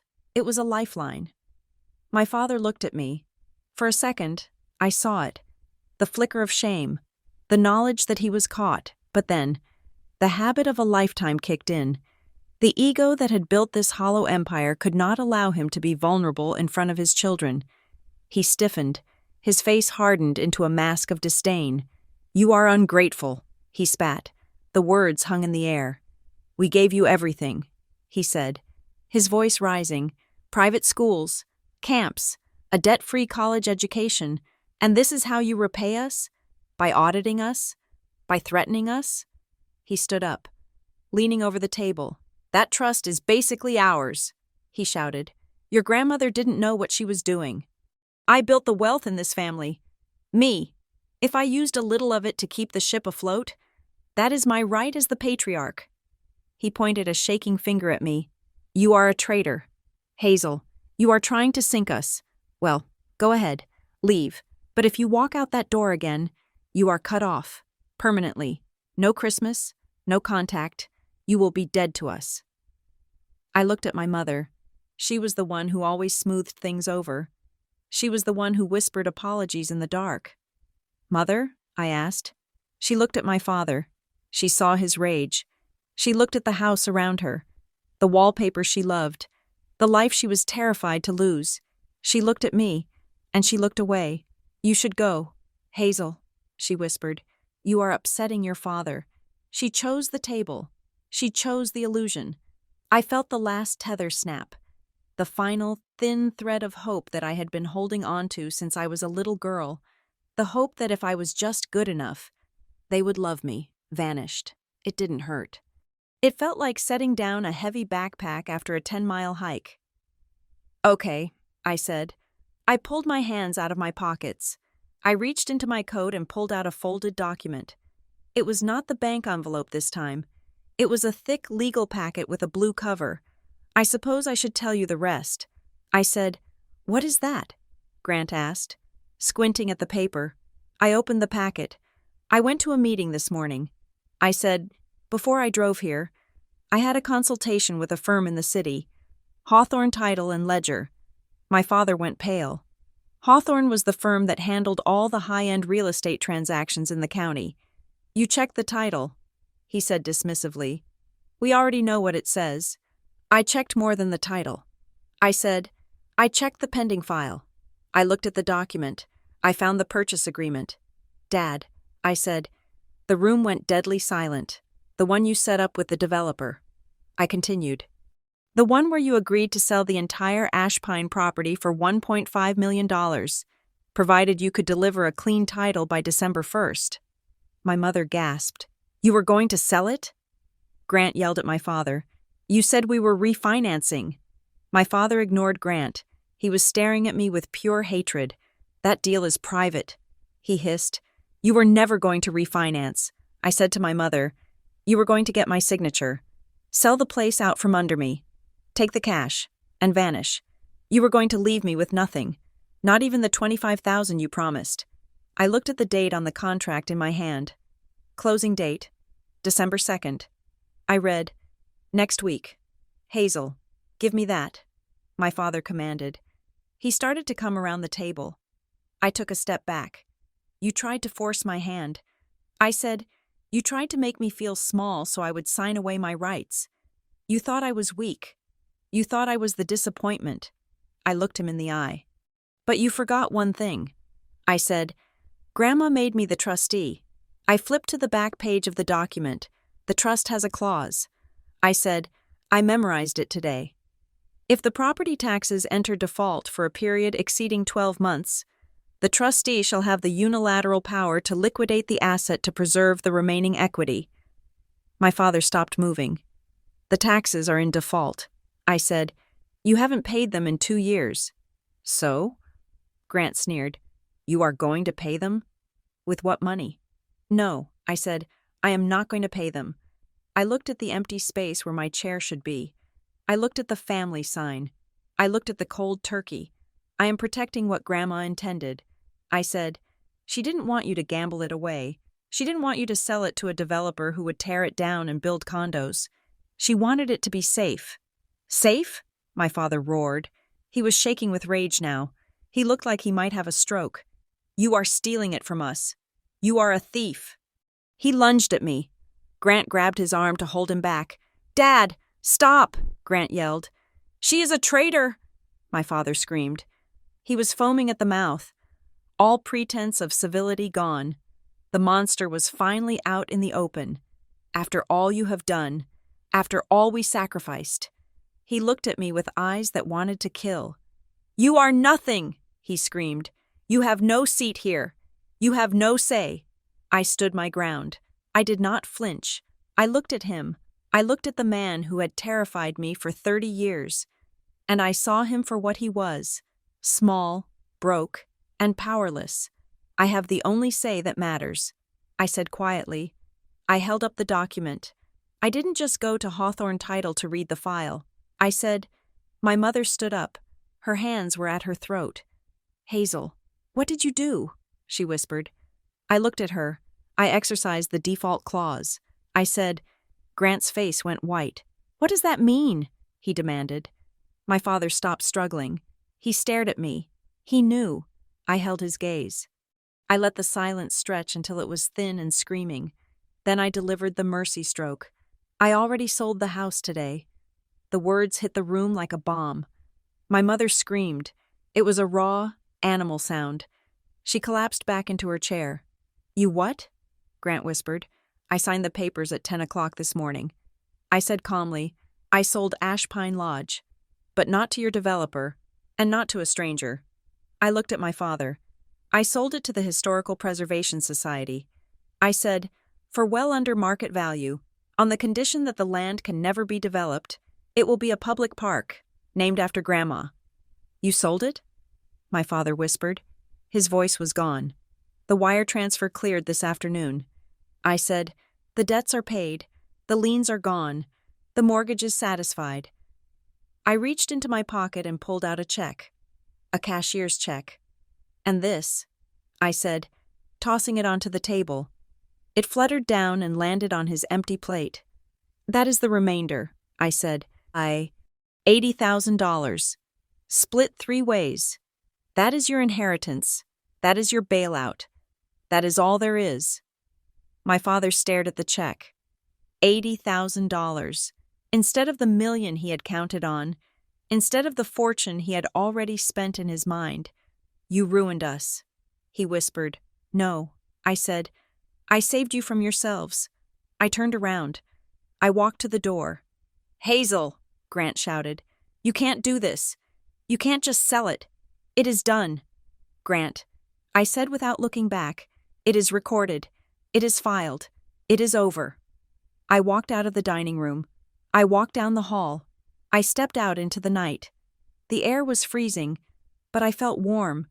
I walked to the car where Aunt Marilyn was waiting. I got in. Drive? She asked softly. Drive, I said. As we pulled away, I looked in the rearview mirror one last time.